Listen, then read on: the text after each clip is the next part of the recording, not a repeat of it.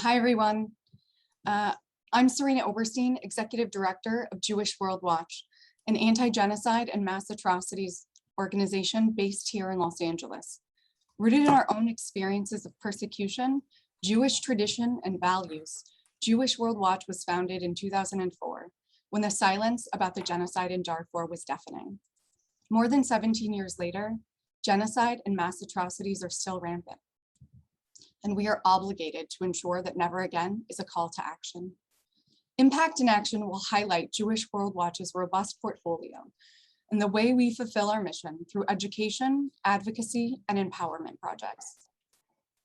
Over the next 6 weeks, you'll have an opportunity to hear from our empowerment partners in the Congo, Bangladesh, and Chad, as well as our coalition partners in the US, who we work with to advocate for lasting and impactful policy.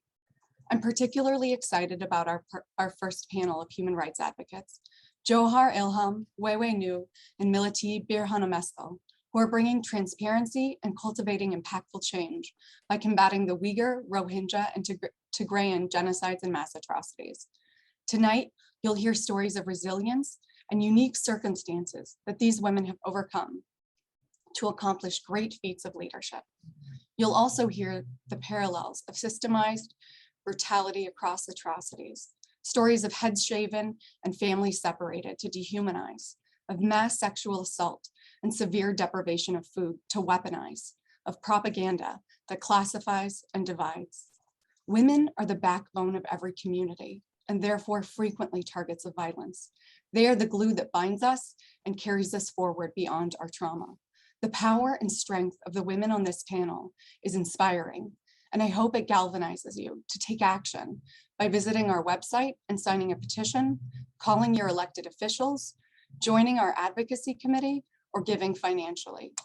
At Jewish World Watch, we know better than most what it means to be targets of persecution, be it during the pogroms that brought my family here, the Holocaust, which led to the loss of almost insurmountable proportions, or the rising tide of anti-Semitism today.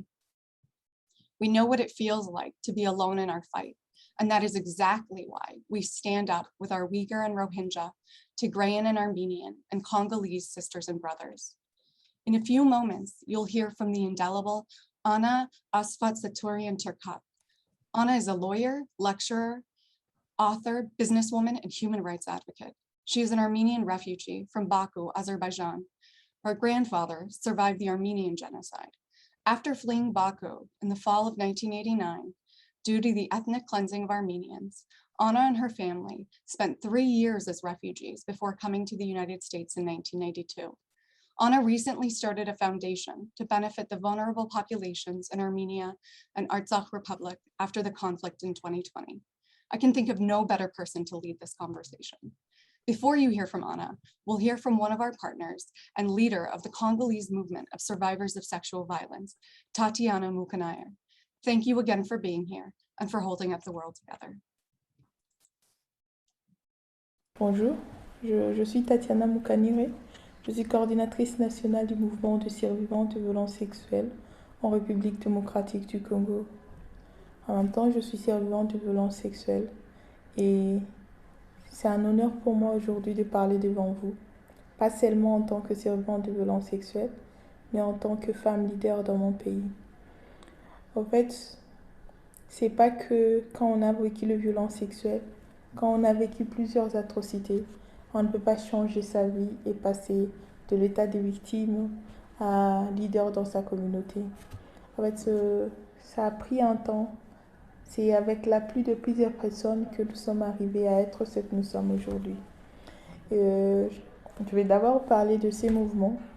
Le mouvement national de survivants de violences sexuelles, c'est un mouvement qui a été créé par les survivants de violences sexuelles pour les amener à parler à leur propre nom et à être actrices principales dans le développement de leur communauté. Ce mouvement a été créé en 2017 dans l'objectif d'amener les survivantes à revendiquer leurs droits, dont le droit aux réparations.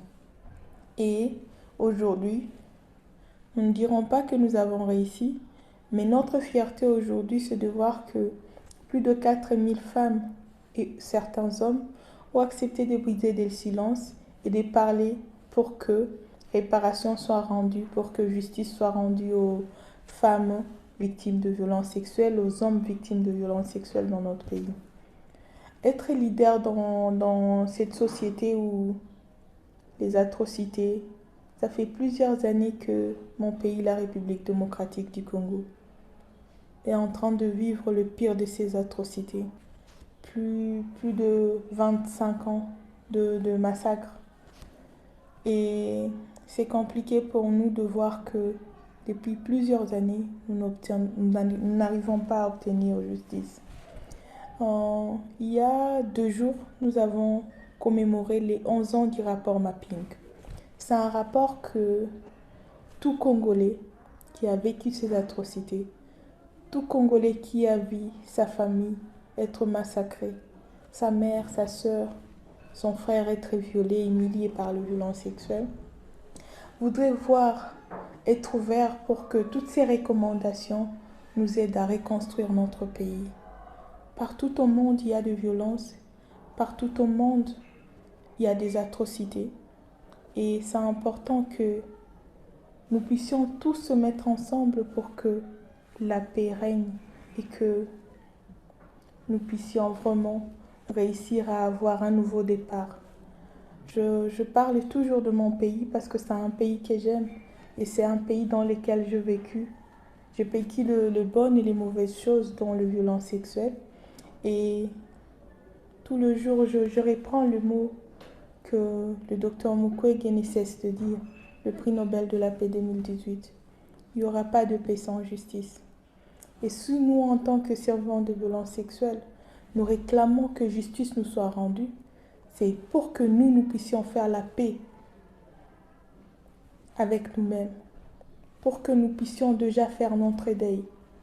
Nous n'avons pas besoin de voir beaucoup de morts, nous n'avons pas besoin de nous venger, mais nous avons besoin que la vérité soit mise au grand jour et que nos enfants, nos arrière-petits-enfants comprennent que ce n'était pas de notre faute. Et en ces jours, c'est un honneur, mesdames et messieurs, de vous parler aujourd'hui en vous demandant de soutenir toutes les personnes qui ont besoin de paix en Éthiopie, dans les Rohingya, partout au monde, où de personnes comme vous, comme moi, ont besoin de paix. Essayons de tous se mettre ensemble pour que la paix règne dans ce monde, que la paix règne dans les pays où la dictature est en train de faire vraiment des ravages et que nous puissions tous vivre dans un monde où il n'y aura plus de violence, il n'y aura plus de morts. Je sais que, comme nous le disons dans notre mouvement, le mouvement de survivantes, ensemble nos voix sont plus fortes que le silence. Merci. And now we'll hear from Astvatsaturian Turcotte, who will lead us through a moderated Q&A, followed by a Q&A from the audience after sharing her story. Anna, thank you so much for being here. Thank you very much. Thank you very much for having me. My name is Astvatsaturian Turcotte, and I am an Armenian American, an elected official here in Maine, and a daughter, a wife, and a mother. But most importantly, to me, and the events that shaped who I am took place when I was a child, when I became an Armenian refugee from Azerbaijan. I'm incredibly honored to be asked to lead such an important conversation, and thankful to Jewish World Watch for the work that they do and the conversations that they are leading. I want to apologize for reading, but sometimes these topics are fairly emotional, and it kind of keeps me grounded and keeps me on track. So, speaking on behalf of the Armenian community today is an important. Today is more important, I would say, than any other time in our history, because our anti-Armenianism, crimes against humanity, war crimes, and genocide recently occurred against Armenians. And what makes it more difficult talking about this, after 75% of my life was shaped by these events, is that 3 decades later, Armenian children are still in danger of annihilation in both Artsakh Republic and Armenia, as we observed by the most recent atrocities committed by Turkey and Azerbaijan. But you've probably heard the news, and you most likely know that Turkey and Azerbaijan used, F-16s to bomb churches and weaponized drones to kill Armenian children and women. What you don't know, perhaps, is that, as in any other Armenian family, my family experienced this type of atrocity 4 times.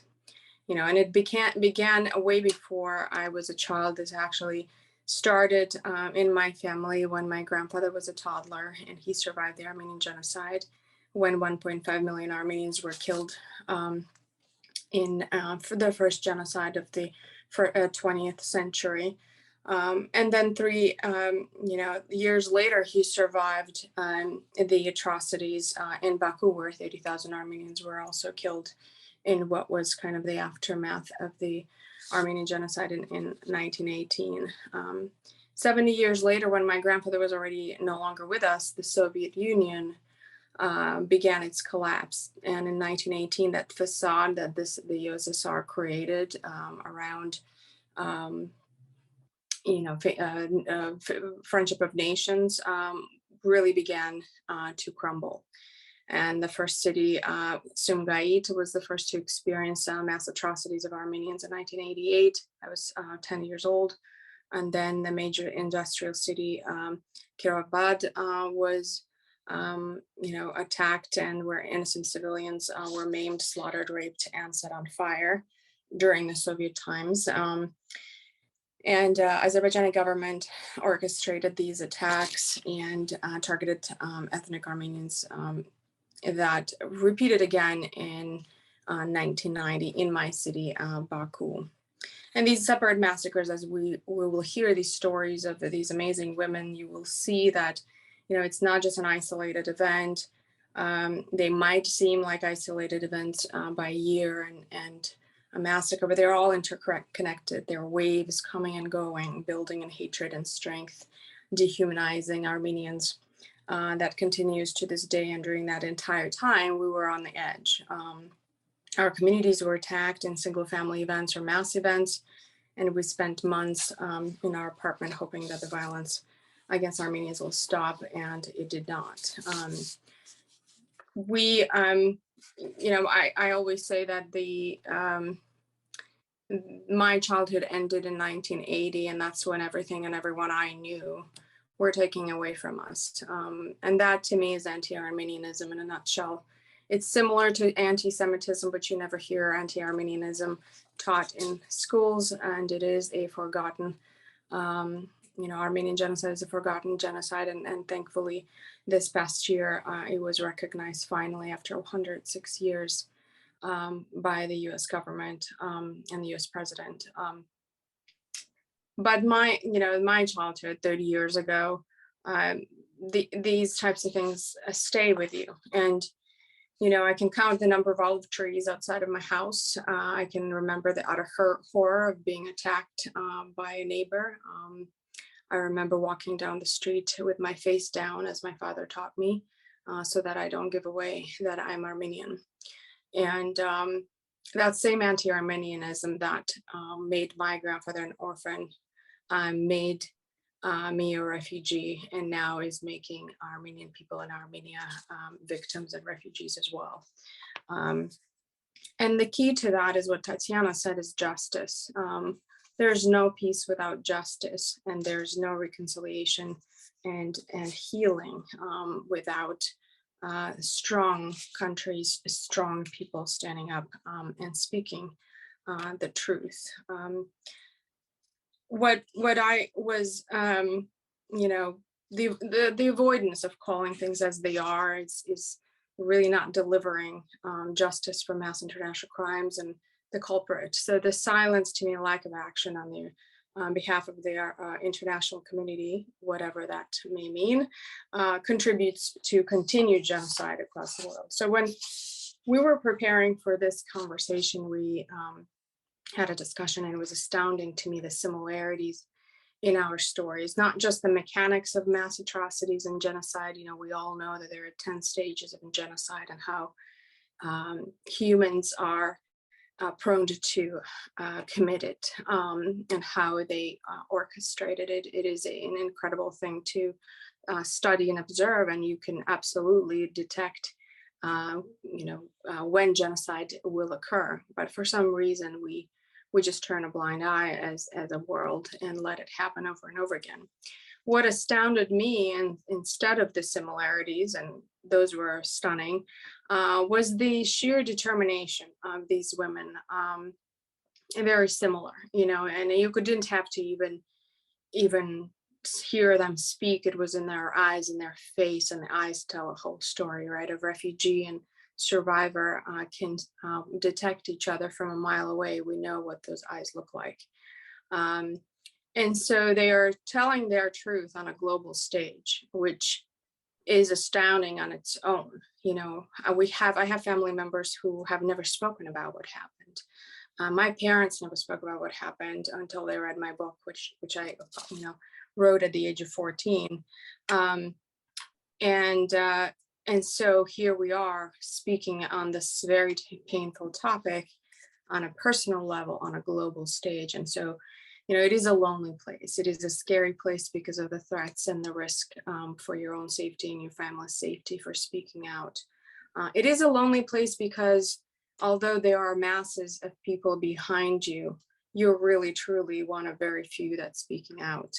But it is yet oftentimes that women carry their communities out of devastation of the war and genocide and mass trauma. It is women who preserve the culture, continue the traditions, preserve religious documents or relics, as we've seen during the Armenian genocide, and even now in Artsakh, after these heinous deeds were committed by Azerbaijan and Turkey, after our churches were bombed, it was women who were taking out the icons in September and October and November of 2020, not so long ago. And it's often women who relay our history, fight for justice for the future generations. And it is what I'm most curious about when I was asked to lead this conversation, to hear where that spark comes from after such a devastating pain. And, with that, I'd like to open it up and introduce our three distinguished speakers. We have Jewher Ilham, a Uyghur author, a human rights advocate, and daughter of a Uyghur economist who is currently imprisoned. Millete Birhanemaskel, Tigrayan trained journalist and business owner in Denver, and an activist in social justice for her community. And Weiwei Nu, Rohingya, former political prisoner, founder of Women's Peace Network, and who works to build peace and reconciliation for her people in her region. I don't want to spend any more time talking and introducing them. I think their personal stories will speak for themselves, and I'd like to open it up for each panelist to introduce themselves, and then we'll go to the conversation and the Q&A after. So Jewher, you are next. Thank you very much, Mana. Hello, everyone. My name is Jewher Ilham. First of all, I'd like to first thank Jewish World Watch for having me here today. It is an honor for me to be speaking here at this event and also to see so many familiar faces. Today, I just would like to start first, share a little bit about who I am, what my family and I have been through, and why I became an advocate for the Uyghur rights. And also, I would like to talk briefly about how you may be able to make a change to our lives. As I mentioned, my name is Jewher Ilham. I am Uyghur. Uyghurs are Turkic, Muslim Turkic minority groups who are living, majority of them who are living in the Uyghur region, located in west part of China. And my father, Ilham Tohti, was an economist professor in China. He was one of the very first Uyghur who was arrested, and he was also the first person who holds a Chinese passport that received a life sentence since the Cultural Revolution. But all he ever did was fostering dialogue between the Han Chinese groups and the Uyghur people, and also for advocating respect for religious and cultural beliefs of our people, and for equal opportunity in pursuing our dreams and the things that motivate us. So my father is a really noble and honest man with a big heart. Can't find better words to describe the type of man he is. He dedicated his life to teaching what he learned, and he dedicated his life to in helping people who are in need. But over 8 years ago, on February 2nd, 2013, my father and I were stopped at the airport from leaving the country. I remember the date very clearly. My father and I were on our way to America together. He was to be a visiting scholar at Indiana University, and I was just a teenager, not knowing any English, didn't know anybody in the US. We were just planning to stay in the US for me, I was planning to stay for 2 to 3 weeks and to help my father settle down.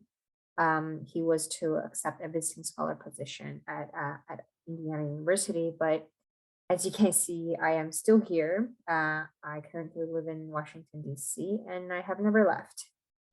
At the moment, I'm on the other side of the world, away from my family and my home.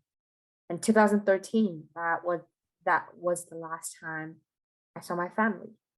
11 months after, which is 2014, January 15th, we were after we were separated at the airport, more than 20 policemen broke into our apartment in Beijing and arrested my father in front of my 2 little brothers, who were 4 and 7 years old. My poor little brothers were deeply traumatized that one of them started having heart issues at the age of 7 years old. They had to grow up without a father figure for 7 years. My stepmother, of course, had to raise 2 boys all on her own, and I had to live away from my father and my family on the other side of the world for the past 8.5 years. Since 2017, no one from my family have been able to visit my father, because family visits are no longer allowed. Also, lawyers are no longer allowed to visit my father. He also was rejected to appeal for his case. And when my father was first arrested in 2014, he was shackled, beaten, denied for food twice, each time for 10 days, and he lost 40 pounds. My family and I, we have huge concern over his safety and his health condition. In fact, we don't even know if he's even alive, as no one has seen him. So as you heard, the treatment of an internationally known scholar, my father, is already this cruel. He was nominated for Nobel Peace Prize 5 times. He was the laureate of Sakharov Award from the European Parliament, and 11 other high-profile awards. But an internationally known scholar like him was treated this cruel. And you might wonder how cruel the situation and conditions are for the other Uyghurs who are not free, who are not able to skip China like I did. And you might know, you might wonder, for those who don't have family relatives that are able to speak up for them overseas, and for those who are not able to let their stories and names to be told to the world, like what their conditions are. So as some of you may be aware, over the past few years, it has been estimated by scholars and researchers that the Chinese government has rounded up over 1 to 1.8 million Uyghurs and other Turkic and Muslim majority peoples and been sending them to prison camps, labor camps, or eradication camps, or in other words, what the Chinese government calls vocational training schools.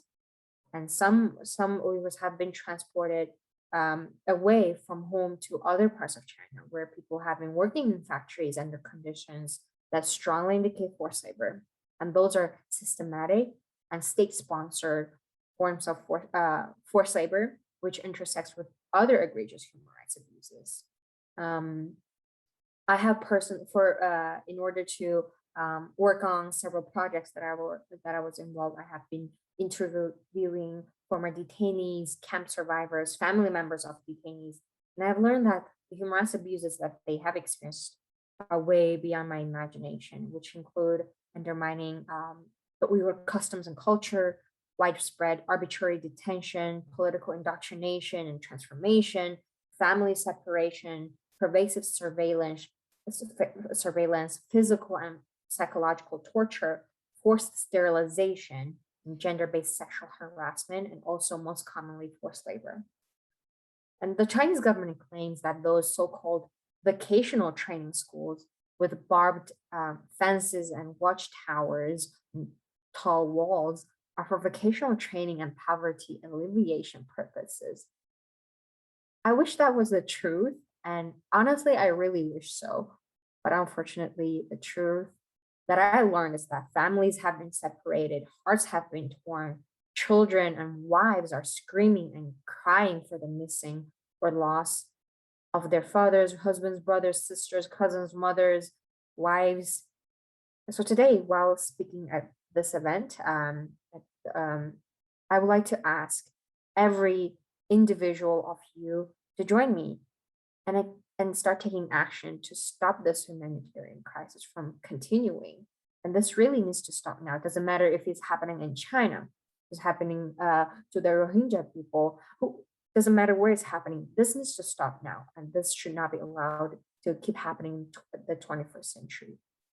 And if the international community moves beyond its fears and economic interest in China or other authoritarian regimes and works together through concerted and sustained efforts, we can hold these countries accountable.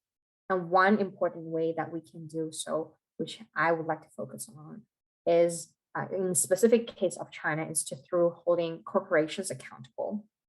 And despite the fact that crimes against humanity, or else I like to prefer to call it genocide, that is happening in the Uyghur region, has been very visible to international observers for years, and a vast number of global corporations, particularly in the solar panels, tomatoes, and apparel sectors, they continue to source goods from the region and use force work employees, Uyghur employees in their factories.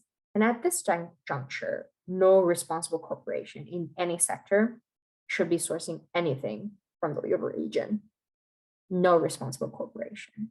So if corporations will not end their complicity with forced labor, governments around the world, they must utilize all of their policies and legislative tools at their disposal to end the complicity for them. So it's very important to note, however, that these tools are only as powerful as lawmakers' ability and desire to enforce them. So we can each act in our own countries. Doesn't matter where are you from. If you're located in France, if you're located in Korea, if you are inside China or in the US, we can all act in our own countries to ensure our governments hold companies accountable for human rights in their supply chains, and our corporations are doing the right thing. And only by doing so, we can push the Chinese government to end its practice of state-sponsored forced labor in the Uyghur region. And as an individual, a consumer, we hold the consumer power. We can tell brands and pressure brands to stand on the right side of the history by requesting them to exit the Uyghur region, by requesting them to swap their supply chains, swap their factories. And we can pressure the governments to enforce practical measures and prevent products that are made by my slave brothers and my slave sisters from entering with those products from entering the country.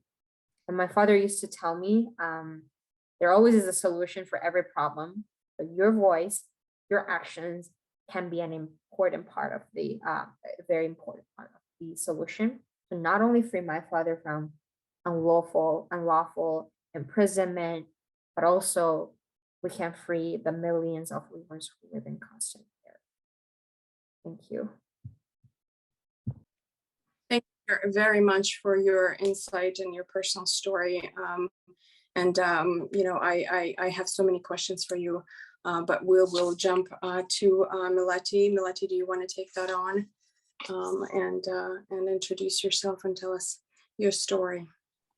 Thank you, Anna, and thank you, Jewher. This is a really powerful gathering, and I'm really honored to be here. It does feel lonely and it does feel scary when you're constantly being attacked simply for standing up for your families. So I'm honored to be here. My name is Melitti. I am an ethnic Tigrayan, a very beautiful, beautiful group of people who unfortunately are constantly a target of the state of Ethiopia. I was in the 70s and 80s when I was born. Something similar was happening in the country that is happening right now. So the Ethiopian government was bombing Tigray, including on market days when people were out shopping, you know, buying groceries. The Ethiopian government the acts were so atrocious that you had Tigrayans fleeing in mass. There was a mass exodus out of Tigray and into the arms of Sudan, who as Tigrayans we call our second mother, because every time the Ethiopian government attacks Tigrayans, that's where we go.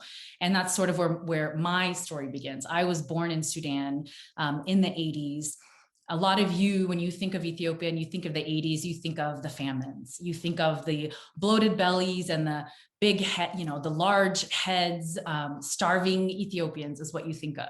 Most people don't realize that was a man-made famine. It was orchestrated by the Ethiopian state. And the same thing is happening currently. I lost my great-grandmother Fetienne in the famine of the 80s. And currently my children's great-grandmother Abrahet is stuck in Tigray right now. We have no idea. We have not had access to our families off and on over the last 11 months, mostly off. And for the past 3 months, we've had zero connection. So what the Ethiopian government has done is try and commit a genocide in the dark, essentially. So there is no electricity, there are no phones, there is no running water, there's no internet so they can tell their stories. Tigray is in a state of emergency, and how our families are holding on and how they're surviving this long, I'm not even sure.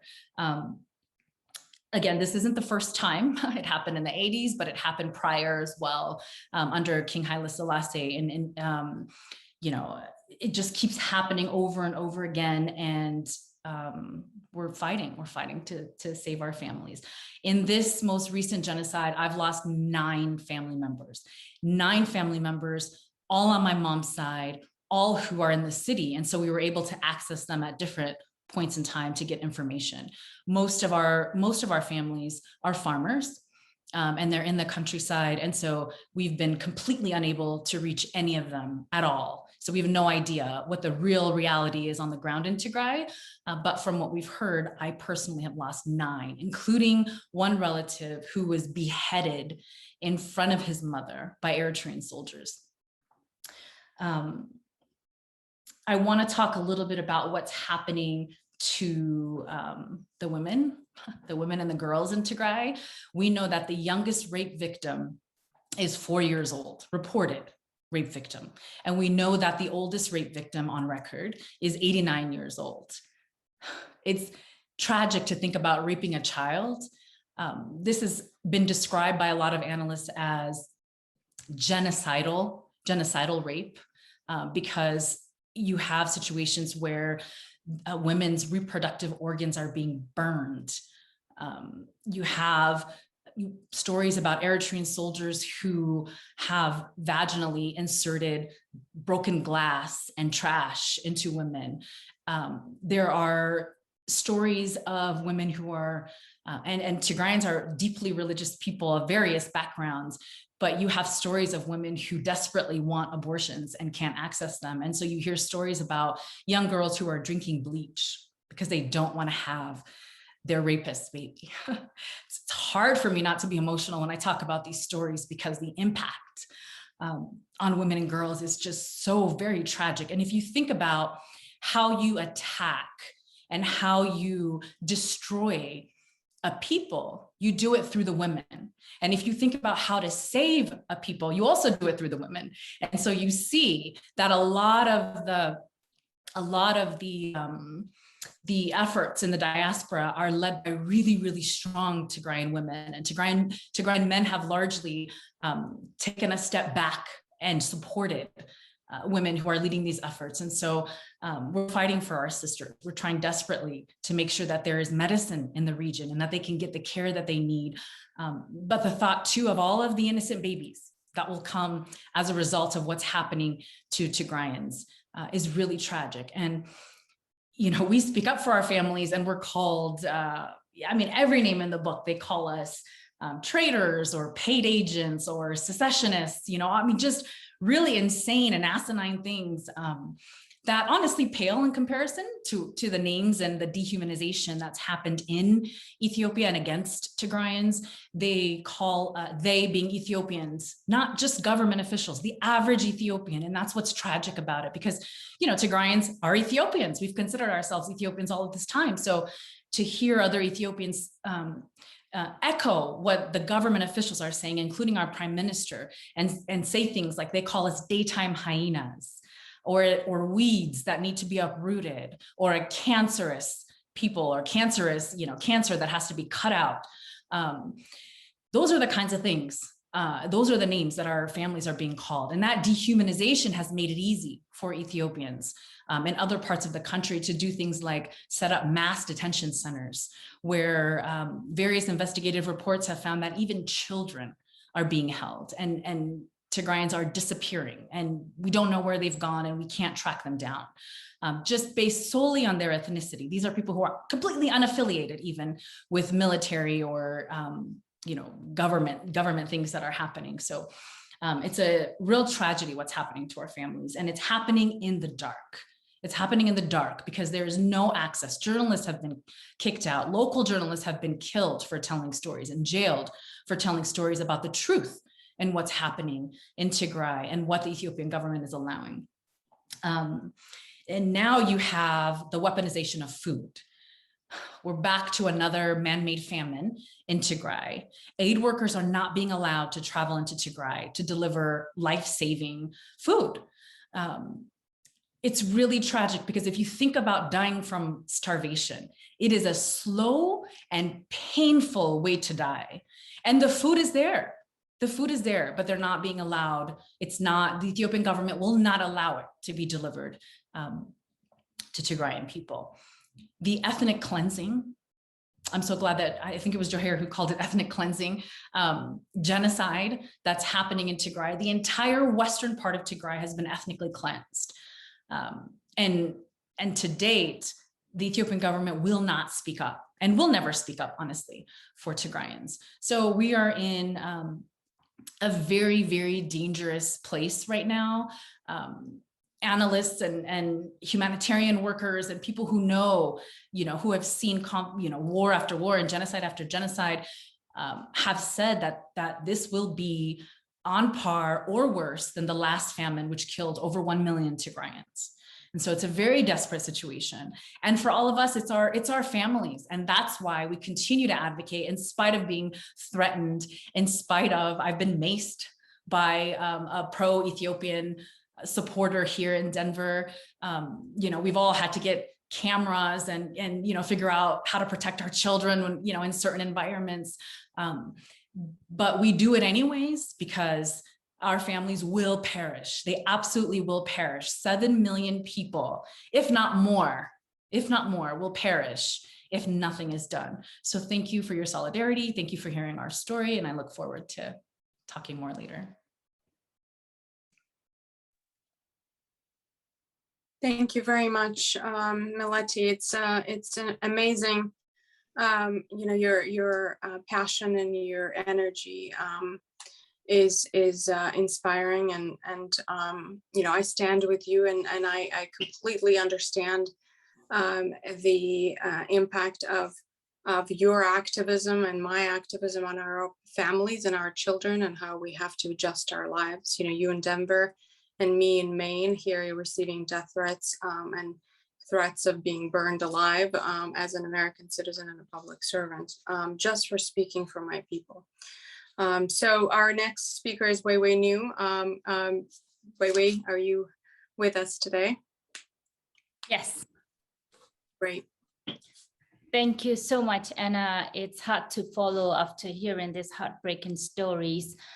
I truly thank Jewish World Watch for bringing up these situations, issues to the table, and to amplify our voices and to highlight the critical issues that are ongoing today. And, you know, this has been over the past 10 years of my struggle, sharing my story again and again, and just with the hope that, you know, more people will become aware of the situations and take action so that we can end atrocities and tragedies that are facing by the people on the other side of the world. And I understand how painful it might be for all of you to share this again and again, and I feel the pain. It's not easy for us to tell every day, you know, all the time, but I believe you all have the same hope and missions for doing that, and I appreciate you all for doing that. And I know, as I said, it's not easy. So when we talk about Burma, Myanmar, today we only see the military coup. It's since the February 1st. And I must say that this military coup was possible due to the failure to hold Myanmar military accountable for their decades-long human rights violations and atrocities against the ethnic and religious communities, including the genocide against the Rohingya over the past decade. Since the coup began, the military actually killed over 1,100 people and arrested over 8,000 people. Many inhumane and cruel acts against the Rohingya and other ethnic communities are now being used against all people of Myanmar, even in the big city like Yangon and Mandalay. Before, it was only the Rohingya and other ethnic communities. Now no one is safe in Myanmar. So it is the clear example what could happen if the international community failed to stop genocide and crimes against humanity and war crime. You will see repetitions of all of these crimes again and again, and we will never see peace. It is my entire life, you know, living under this repressive regime and feeling dehumanized and stripped of my human dignity. I remember growing up, you know, many of my colleagues, my siblings and friends among the Rohingya population, they wouldn't even, you know, they wouldn't even feel safe to say they are Rohingya. Their parents would encourage them not to, or wouldn't tell them even they belong to the group Rohingya, because if their children express who they are, and they might face discriminations and dehumanizations as they continue to face. And many of our people, younger generations among the Rohingya populations, they don't even know that they belong to the Rohingya. Because of all of this, you know, discriminations, dehumanizations, and classifications that happened throughout the decades. I was lucky enough to be born in a political family. My father was a politician. My father is a politician, and he was a pro-democracy leader in early 1990s, and he was an elected parliament. And that is his crime, to be sent to the jail, his entire family, including me. I was only 18 years old when we were sentenced to 17 years, and my father was sentenced to 47 years. And only that time I realized, I knew that being a daughter of politicians, I knew how repressive was the military populations, military dictatorships. And I also knew that how my community was differently treated, given the example that we wouldn't even allowed to use our ethnicity name Rohingya, right? But it was only when when I was arrested at the age of 18 years old, when I came to realize how severe it is, the target against our population is. Because for other politicians, they only arrest those who conduct political activities. But in the case of my family, they arrested the entire family, me, my father, my mom, my sister, and my brother, whoever are at home. And that's where my eyes opened up. But yet, we were released after about 7 years. Every day I learned this repressive nature of the military dictatorship. Yet I had some hope that we will be able to find freedom, at some point. And I didn't understand the depth and intensity of the target that my community faced. And it was in 2012, I was released from the jail. And we had this so-called political transitions. With the name of this democracy transitions, my community was targeted for the interests of these political leaders and military leaderships in Myanmar. With the name of this democracy transitions, the entire world has ignored this, the violence against Rohingya and the genocidal acts against Rohingya that started to happen from 2012. And it's the impunity from 2012 emboldened the military to take a really severe severe acts and brutalities against us in 2016 and 2017.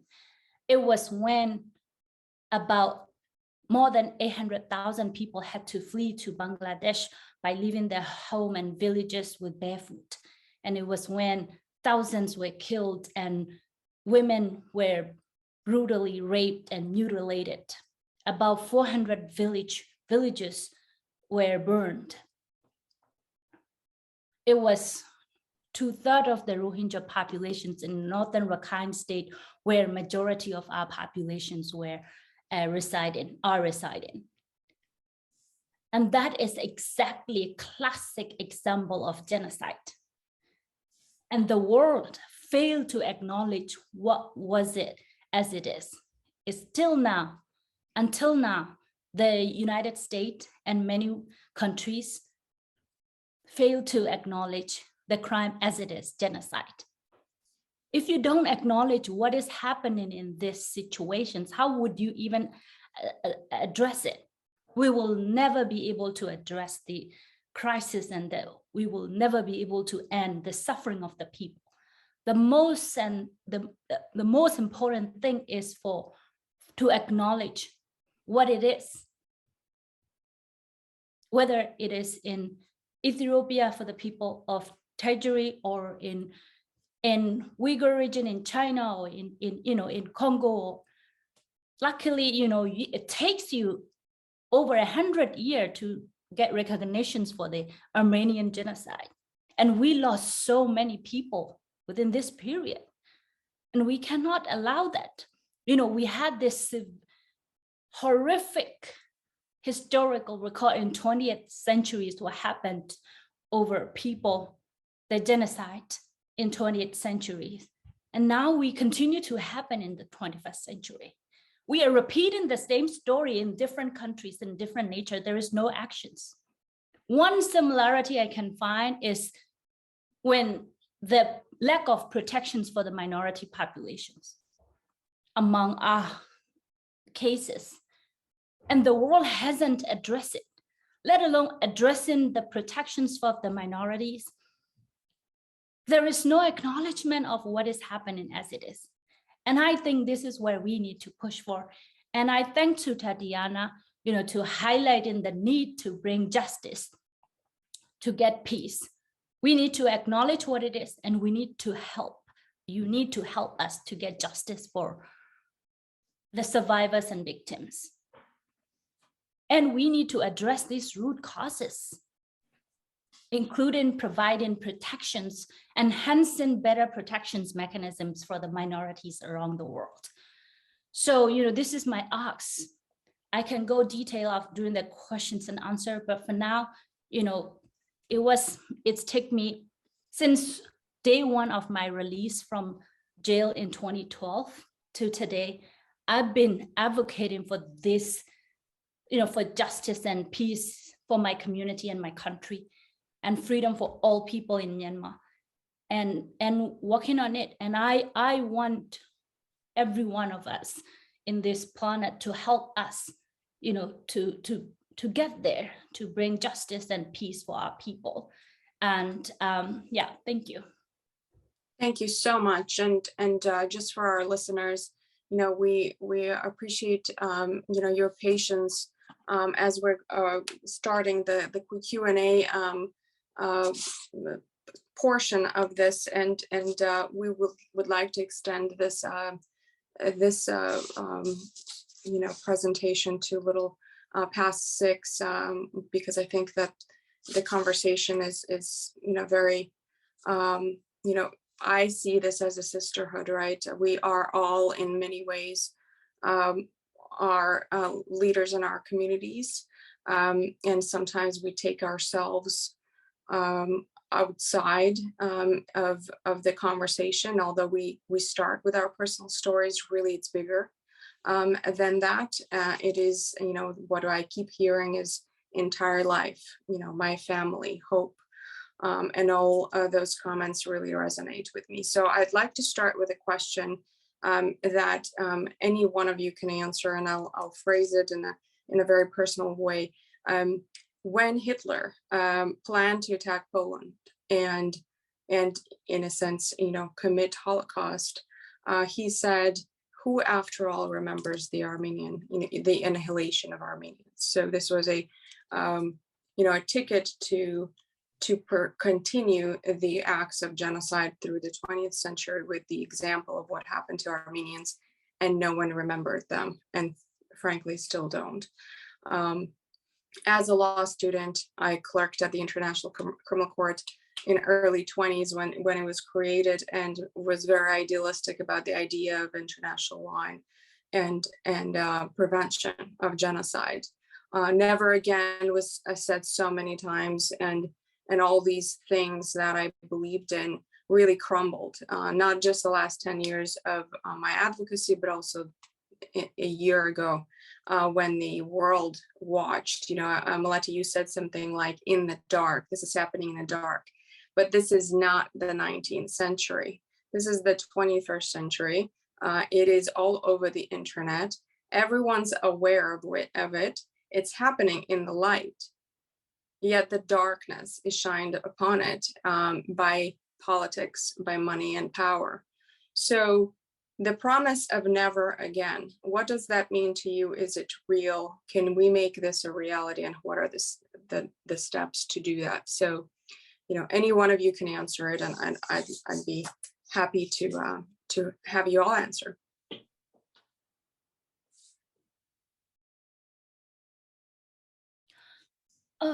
I guess I would just want to continue what I said earlier. Yes, as you said, we promise never again and again. And these crimes are ongoing as we come to discuss here. And for me, it's because of the failure of responsible leadership and failure of commitment from those who are in power. I will give you one example. I heard that the State Department is not recognizing Rohingya genocide, or did not recognize Rohingya case as a genocide because they did not want to disappoint Burmese government so that, or majority, so that, they don't lose Burma to China. It is something really this the same exact same narrative what happens in 1930s. They did not want to disappoint the Nazi government or German majority, right? So that they don't lose allies. And that's how they failed. They lose many people. And this exact same stories and the exact same approach are ongoing while people are dying every day without protections. There are, framework called responsibility to protect, to prevent this horrific atrocity crimes across the world, genocide, war crimes, and crimes against humanity. But these are not being respected. This framework or these promises are not being respected.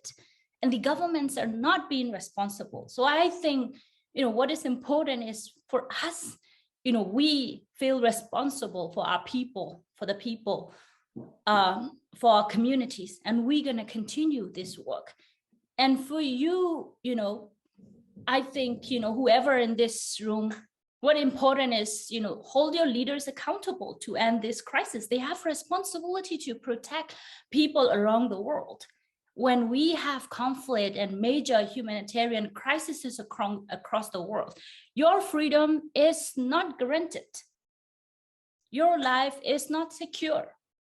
So helping us bring justice, bring peace, ending these mass atrocities, it's not just about showing humanity, but also securing the future of the humanity and the world peace. So help us do that. Never again is a tough pill to swallow, because the international community has failed Tigray and has failed many of us. We've heard the language, the international community has said, these are acts of genocide. There is ethnic cleansing. They've said all of these things over and over again. There are literally every human rights organization has done a report and said, and proven the things that are happening in Tigray. And yet nothing has happened. Nothing has changed. Part of that, I think the Ethiopian government did a really, I guess, more sophisticated move, because a lot of what they've done has been very unsophisticated and just textbook genocidal stuff. But one of the things that they did was introduce very polarizing language and called, Westerners neo-imperialists when they said, stop raping people, or you can't starve your people to death. And so they use this language that, especially for an African, is very sensitive. And I think, unfortunately, it actually scared some Western governments from speaking up stronger and earlier and doing what they need to do to stop this from happening. And so they essentially shamed them, for what's happened in the past. And so the problem with the Ethiopian government is they couldn't get enough blood. They continued and continued, and their atrocities got worse and worse to a point where you couldn't ignore it. As a human, anywhere on earth, you just can't ignore what they're doing to Tigrayans right now. So as Tigrayans, we've said over and over again that only we will save ourselves, because that's what has happened up until this point. I will say more recently, with a threat of much, much stronger sanctions. Unfortunately, it's still a threat. It hasn't happened. That hopefully that will be enough. It seems like money is the only thing that convinces these governments to stop. And so, in these so-called advanced societies and, whatever, first world countries, whatever, we need to be stronger. We need to speak with our dollars, because that's all they understand, what these genocidal leaders understand. So never again has happened, over and over and over again in Darfur and Myanmar and China and Tigray. And it's not going to stop unless we mean it and our actions show it. So it's a painful, painful thing. Thank you very much. Jewher, I don't know if you want to respond, or I can move on to another question. One of the things that, kind of sparked a memory in my mind when Melitti were speaking is Armenians say the same thing, you know. International community does not listen to us, does not look at our tweets, does not listen to us when we call our senators, because it's really all about power and money, and we need to build ourselves up. We need to, you know, run for office. We need to make money and buy those same weaponized drones to protect ourselves and our children. And that is reality to us, at least, what never again means. And we talked about how genocide and mass atrocity affects women and children. I'm curious how you navigate your diasporans and the allies that you have in a diaspora, because Armenians really rely on our allies who are non-Armenians to speak for us, and also the major, you know, the groups within their diasporan community. I'm curious about, you know, some of your strategies and what worked, what didn't work when you were talking to politicians. That's just a selfish question for me, because I'd like to learn.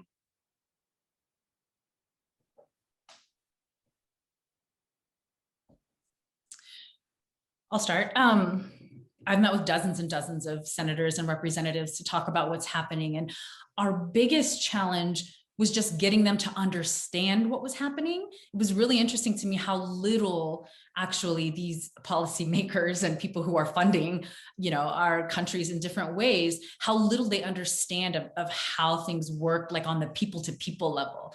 And so we had a really heavy lift initially, trying to explain what was happening. So when we were saying things like Eritrean soldiers have been invited in from the north to help the Ethiopian government, because our families are telling us this, and they're telling us that they are burning farmlands and they are literally looting every school, every hospital, every home. And, you know, we're trying to, you know, the responses that we would get were things like, well, why would the Eritreans do that? Why do the Eritreans hate you so much? As if we had to sort of justify our existence and why that wasn't okay. You know what I mean? It was a really frustrating thing. So that was insulting at first. And we had to then circle back and say, okay, well, that's the reality of where we're at. And so we had to figure out, how do we humanize us as Tigrayans, you know, to get them to care about what's happening. So I think the other thing too, is there was a feeling of helplessness among many politicians. They would say things like, well, we're policymakers here, not policymakers there.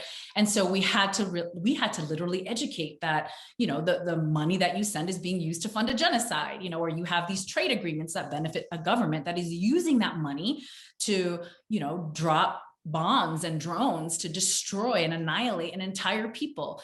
And so it was a lot of just educating. But once we were able to do that, I mean, you know, we had a lot more success. Yeah, and I think it's very intimidating, right, for an American to admit that they don't really know much about the region, or they don't really follow it.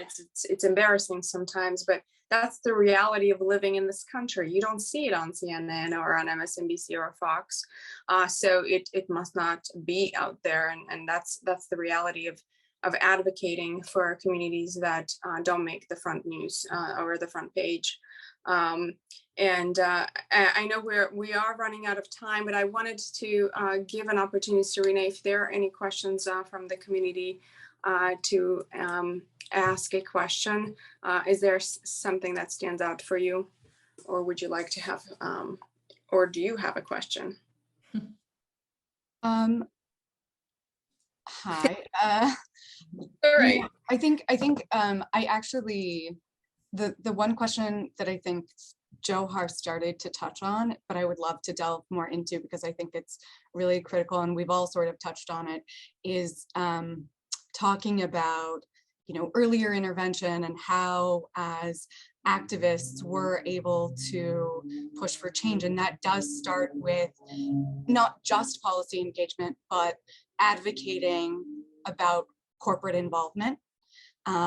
In particular, in what's happening in the Uyghur region, there are at least 82 multinational corporations that are using Uyghur forced labor. And in fact, Jewher and I have talked about this.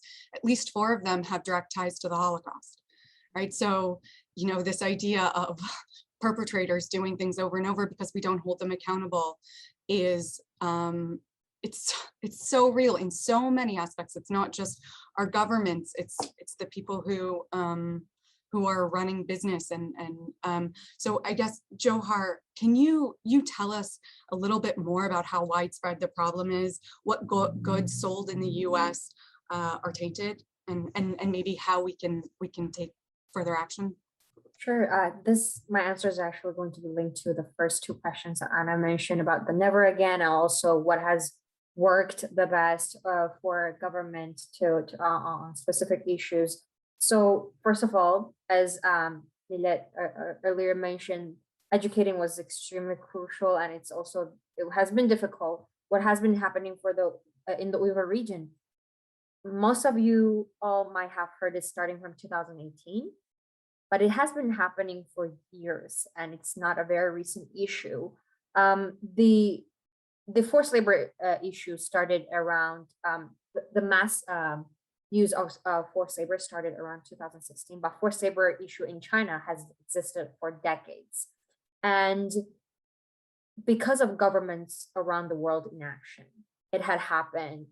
It had continued happening, and also now it has widespread to a way larger degree. According to Chinese government's own released data, since the Chinese government always accused the activists outside of China as using Western propaganda, we're going to use the data that are released by the Chinese government themselves. So according to Chinese government's own released white paper, there are 1.27 million Uyghur people are going through vocational trainings. And according to Chinese government's own data, that there are 12 million Uyghur population. That is more than 10% of the population are going through this detention center, and where people cannot leave. And this is the largest mass detention since the World War II. What is also happening is, also according to Chinese government's own released data, I'm just only using the Chinese government's own released data, which I highly doubt the number itself. It might have, I personally think the number itself is way larger, way more severe than the Chinese government's own released data, but we're only using the Chinese government's own released data at this moment, at this event. In the year of 2019, the birth rate of the Uyghur population just in that year had dropped 24%, where the entire rest of China has gained the population among other ethnic groups and other main Chinese groups. And what do those statistics tell you? The statistics tell you there's crimes against humanity happening, genocidal actions are happening in the region. And what can we do as responding to Serena's question? People might always ask, okay, we don't have money, we don't own big corporations. How can we influence people? How can we influence lawmakers? They don't care about us. Yes, but whenever I think of these questions, there are several words pop up into my mind. As Wewenu mentioned, holding people accountable.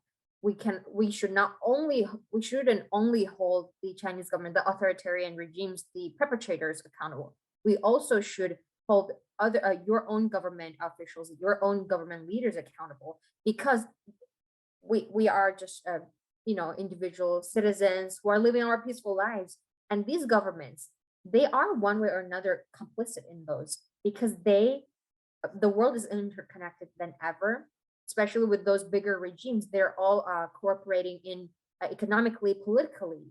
But without the support of governments around the world, how can this genocide or how can these actions be allowed to be happening in these countries? So it's because of the inaction of these government leaders, this is happening. So, and what can we do? What do we have? And what are we capable of? This is the question that we need to think of. First, we have the voting rights. We can elect the leaders that will care about this issue, that will take action. And we can let the ones who are already holding the position, to let them know we have the voting rights. And we decide if you are going to remain at this position again next year or next term. And second of all, we are the consumers. We hold the purchasing the power, we don't have control over which brands or which location the companies are operating in, but we have control over our own wallets, our own pockets. We can control where our money goes. So we can decide if we're choosing to purchase in Hugo Boss, a brand that had supported the genocide in 1940s and the genocide that is happening in 2021. We have the control of our wallet and choose if we're buying from this company again. And we can choose to reward companies that are doing the good thing, that have chosen to be on the right side of the history. For instance, there are companies like ASOS, Island Fisher, Marks and Spencer, OBS. They have actively, publicly condemned what the Chinese government doing and had seized all their ties from the Uyghur region. It is extremely difficult. Companies always said, oh, it's extremely difficult. We're going to cause hundreds of job loss. And it is very difficult. I acknowledge that, but it is feasible. And with such good examples like this, we need to reward them. So companies around the world know that doing bad behaviors result in bad responses and bad reactions and bad consequences. Doing good behavior, you will get rewarded. It's just like giving a kid, if you behave bad, well, okay, I guess I'm not going to give you cake tonight, but if you do good, you get a candy. So rewarding and punishing, it's extremely important. And for governments, I strongly suggest sanctions, political sanctions, economical sanctions, and practical enforcements, such as regional withhold release orders, import bans, and then doesn't matter if it's a country, if it's China that is condemning this genocide, or we're talking about Rohingya. These are perpetrators. They have assets overseas. They have family members overseas, and those government leaders around the world, they can hold them accountable by freezing their assets, denying their visas, or preventing them from entering the country, preventing from their family members entering the country. They're from their children from getting into the US or all these Western countries to get higher education. All these, because the governments around the world, they all want to come to like Western countries like America, Canada to get higher education for their children, which is known to be like the best education system in the world, I guess. And we can hold them accountable by using all kinds of leverage, all kinds of how do I phrase it in English? I'm trying to use the right word, by showing them what we have and what we have control of. And those authoritarian regimes, those perpetrators, they might rethink their actions because they have they have the interests that they care about, and they might rethink of their actions. And these are so far the action items that I can think of on top of my head, but I'm happy to answer questions individually after the panel. Can I add something really quick, because Jewher made me think of something really fast. In terms of obviously voting with your dollars, I just wanted to throw out there, Ethiopian Airlines has recently been found to have been transporting armaments during this war, and aiding the Ethiopian government in this genocide. So an easy thing to do, obviously, is not fly Ethiopian Airlines, but also to help us, we're trying to get Ethiopia removed from the African Growth and Opportunity Act. And that would be obviously pretty devastating to Ethiopia. And there are a lot of poor people who would suffer from that. However, you also have people who are literally dying because the Ethiopian government is using their profits to fund this genocide. So we need help with that. And just so you know, another thing we've done is protest various lobbyists and you know, sort of like shame them about what they're doing and the impact that it has on us. And just so you know, the Chinese government is trying to keep Ethiopia as part of that act because they benefit tremendously with their Chinese-owned companies that are in Ethiopia. So it's very geopolitical. It's much bigger than, you know, what we've summed it up to be today, but that's really important. And then I just want to answer a question because I'm trying to read them in there. There was one about the UN and what is the UN doing? And I can tell you that it's been really frustrating because, well, first of all, Ethiopia just expelled 7 senior UN officials from the country. which is pretty unprecedented to expel that number of people all at once with no evidence of any wrongdoing or there's that. But it's been very frustrating because the UN keeps calling this a humanitarian crisis. And yes, it is a humanitarian crisis, but it's a genocide. It's bigger than a humanitarian crisis. So I feel like those agencies, they hurt sometimes as much as they help. But unfortunately, their hands have been incredibly tied because the Ethiopian government flat out said, the ambassador to the UN actually flat out said, we don't have to answer to you. So the only way to attack that is with the money and stop the flow of aid into the country.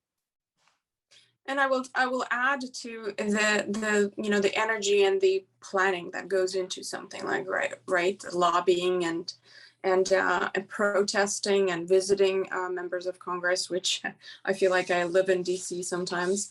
On top of it, I think what we also need to know is the momentum. Why do you think Armenian genocide was recognized after 106 years? Was it all the 106 years of lobbying and protesting and bringing and educating? Perhaps that helped, but it was also Turkish behavior toward the United States, right? So the behavior soured a little bit after this NATO ally was buying weapons from Russia, and members of Congress were not very pleased with that. So Congress and Senate recognized Armenian genocide, and then they continued kind of provocative behavior of Turkey in the region and Azerbaijan and in Armenia, flexing its military muscle on the civilians, Armenian children and women, and allowing Russia to kind of enter that region and have a peacekeepers there. That really was the momentum that we needed to have the recognition. So it's interesting, right? You do all you can, and sometimes there are days and months that nothing really sticks, and sometimes you have a huge win like that. So we take it, whether or not we caused it. We're happy for the recognition, but the fact that soon after President Biden recognized the Armenian genocide, there was a give and take. So he also made some steps toward allowing Azerbaijan to benefit from U.S. funding of their military. So it's, to put it mildly, how could that be? You are allowing the genocide to continue with U.S. tax dollars, and at the same time recognize the genocide that happened 106 years ago. That's connected to what's happening today. So it's frustrating and infuriating, and we keep going, right? So I want to, I hate to end this conversation. I think my hope is that this is going to be the first of many. I wanted to just touch quickly on something that Melitti said, and also something that I think all of us touched on. Anna, you talked about the sisterhood. And Melitti, you said, there's a saying in the Tigrayan community, only we will save ourselves.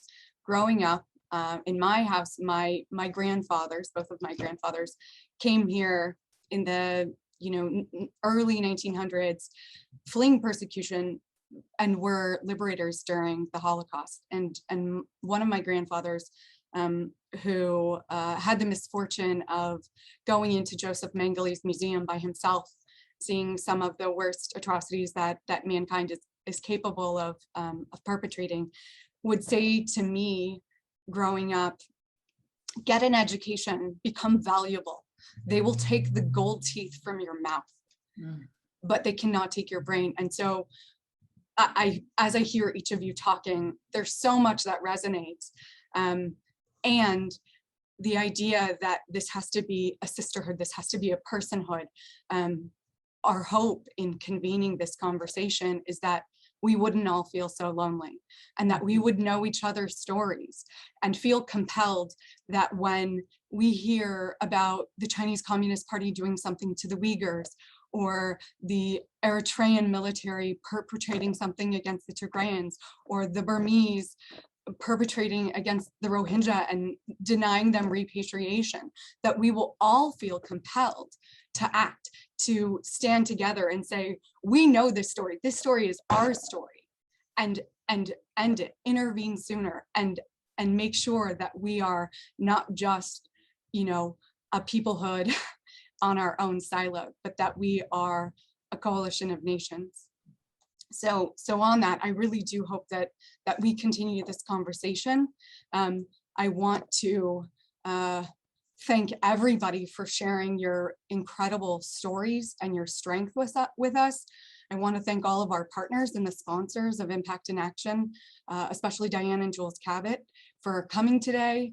I hope that you'll speak out and you'll join our coalition of human rights organizations and take action. And I hope that you know that we can't continue to do this important work without your generous support. So no contribution is too small or too large. Keep coming back to Impact in Action for the next 6 weeks. And a lot of actions were put in the chat tonight. Please go on and contribute your voice. Enjoy the rest of your night. Thank you so much.